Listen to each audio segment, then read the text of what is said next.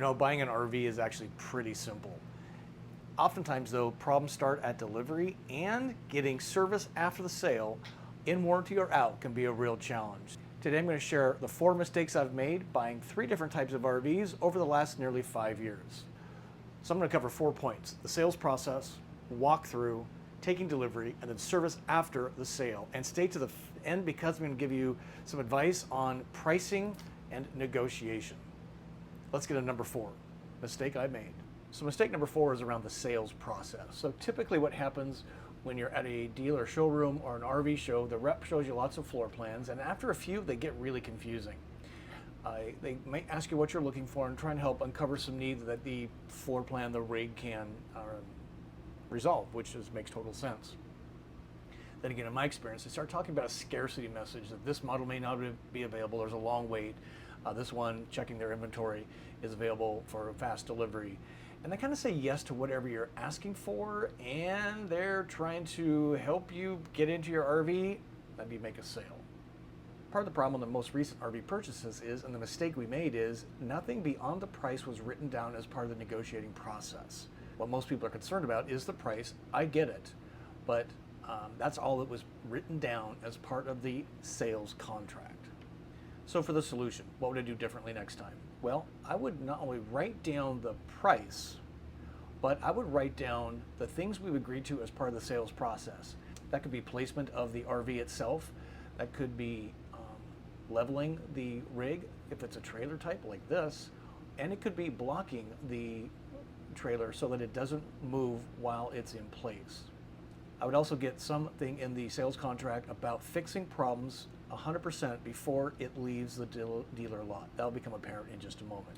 Then what I do furthermore is write all that down, have them write down on their paperwork in detail, and then I'd have the sales rep, the salesperson, and the sales finance person, all as part of the sales process, agree to that with their signatures in writing, dated.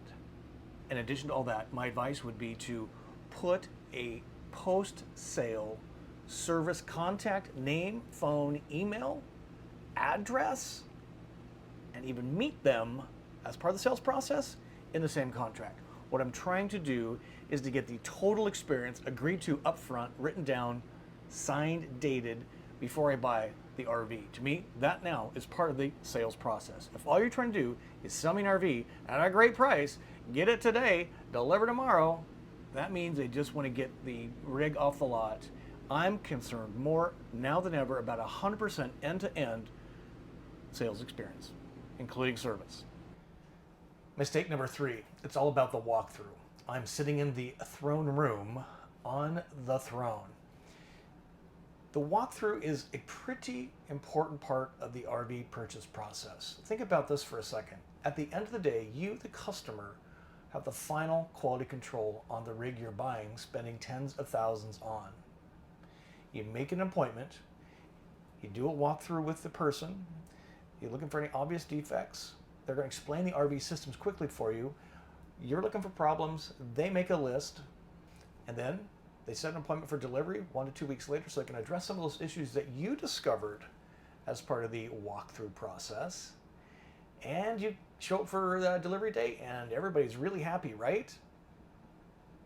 My mistake, number 3, was doing the walkthrough, not making a list that I was taking, not photographing as part of that list, and not thinking through the rig as daily use when I'm taking a trip or using the RV. Let me give you some really obvious examples. I'm sitting on the throne. Where is the TP? I'll get out of your way. Yeah, where's the TP holder? Completely missing. And didn't notice this either. The towel ring, which I discovered in the bottom under sink cabinet after delivery, has not been installed at the factory nor by the dealer. Why does a customer have to figure out where the towel ring goes? Thank God they kept it. Let's look and see if the TP's in there. Nope. So now I gotta go buy a TP holder for a rig that costs tens of thousands of dollars. And the mistake I made, 2 of them. Number 1, I did not make a list of my own and take photographs associated with that list during the walkthrough. Number 2, I didn't think through each room, like the towel ring, daily use of the RV to address as part of a walkthrough process. The solution that I would deploy next time is make a list, take a photo. Then what I do is ask for a second walkthrough date, a couple, 3 weeks later, so they can address all the issues we discovered the first go through, to ensure that on that second walkthrough, all the defects have been remedied. And that may be the delivery date or a delivery date pushed out, depending on whether I'm satisfied enough that all the remedies discovered or taken care of. As I go through that second walkthrough, I'm going through my list, comparing it to their list, and ensuring that everything is done to my satisfaction. So here's the advice I would take for myself the next time I buy an RV. I would not take delivery of that RV until every item on that list is remedied to my satisfaction. Because once they sign off, you sign the paperwork and you drive away, you own that rig 100% and every problem that goes with it. That's the advice I'm taking for myself next time I buy an RV. Hey, if we're meeting for the first time, howdy. My name is Scott. Welcome to my YouTube channel, Go Small, Live Large, all about the camper van travel experience, helping you be a better RVer, whether you're no time still researching, part-time taking cool trips over days, weeks, or months, or even being a full-time traveler like myself. Just completed 4 years of full-time travel in my Winnebago Travato camper van, starting my 5th year. Couldn't be more excited. Delighted to have you here. Thanks for watching. Let me know what you think about these tips, and maybe have one yourself. Mistake number two. Mistake number two, it's all about delivery. Typically the way that works is they drop off the unit at your location, or you're going to go to their location and pick up your camper van, for example. The dealer generally is kind of rushed. They're eager to pat you on the back, hand you the keys, and away you go into your camper van. And once you get off property, their property, that RV becomes your property and all the problems and joys that go with that new rig. However, any problems, you now own. And what I found from our latest experience is that delivery blames sales on everything that was promised that wasn't transferred to the delivery team, and now it's a back and forth between trying to get something done or not. So the mistake I made was we didn't do a final walkthrough at the dealership before taking delivery to discover the defects that were not remedied from the first walkthrough, which means the rig was delivered to my site with problem. In addition, as part of the sales process, though we talked about it and the sales agreed to it, nothing was written down and approved with signatures and a date on the delivery, the sighting, the placement, the leveling, and the blocking of the rig. They literally dropped it off, and off the delivery team scampered, which was one guy with a big old Ram 3500 truck. Taking my own advice, next time I buy an RV, is I would not take delivery. I would refuse delivery, whether it's on my site or at their site, until everything is resolved to my satisfaction while the rig is on their property. Because until it's taken care of, they may not take care of it. My advice, refuse delivery, don't take delivery until everything's done to my satisfaction or yours. May completely disagree with me on that. RV dealers would not like to hear that, but that's the way I'm doing, rolling forward. And the last big mistake I made was not agreeing to a service action plan at the time of sale. Again, once the rig is off their lot and you're driving away, you own it, good and bad. Thinking about it, sales really has very little incentive to help you after the sale because they've gotten their job done. They made the sale. And many times people experience a lousy service experience after that sale has been made. Do you contact sales? Do you contact service? There's a little bit of this finger pointing back and forth, and that just becomes a frustrating experience. My mistake was no post-sale service action plan determined at time of sale. The solution, make it part of the sales process. Agree to what is going to be done, by whom, and how after I take delivery. Post-sale support, so important. Get it in writing, get it signed, get the dealer service, contact information, name, phone, email, where they located, even if it's warranty work, get that information, make it part of the sales process and agreed to, so you're not left hanging after the sale is made and you've taken delivery. And to that, I would actually add meeting the service people at time of sale, certainly at time of delivery.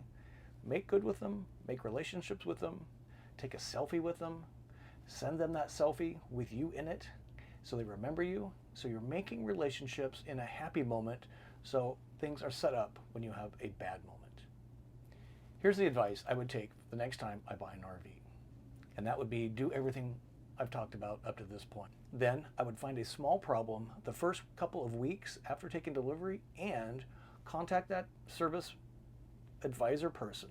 Deploy the service support we talked about during the sales and delivery process to help them remember you, to gain confidence, to build experience that they're going to follow through on everything that they talked about as part of the sales and delivery process. I'm doing that next time.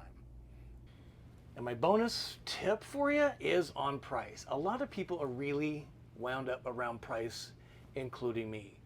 There's a couple bits about price you need to be aware of if you're not already.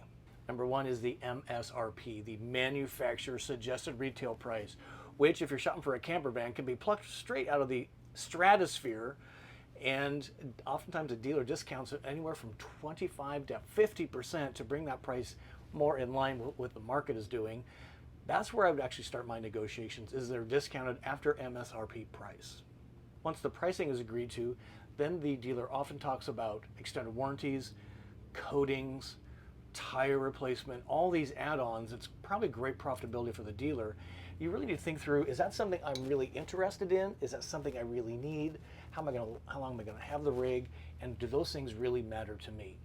And only you can decide that. But here's the advice I would take next time for myself and what I'm offering you. Get a good deal, but I am actually not more worried about the price the next go around. What I'm worried about is the support after delivery and after I've had my rig for a while. For me, post-sale support is way more important than getting the best price. You can get the best price and the shittiest service ever, and which are you going to remember for the longest term? Yeah, I'm guessing service too. So rounding out the advice that I would take next time I buy an RV is I would list the priorities around the sales process. I would make the plan, I would get it in writing, and I would execute that plan as we've discussed around the walkthrough, remedies to the defects, support action plan, and executing on the action plan after we've taken delivery to make sure they remember me and the pleasant customer that I am, because I want to give them good recommendations, not just get the best price and the worst experience. Hopefully you enjoyed that video. Comment below, let me know what tips you have. Until we see you soon, I wish you to journey on, and peace be with you. We'll see you soon.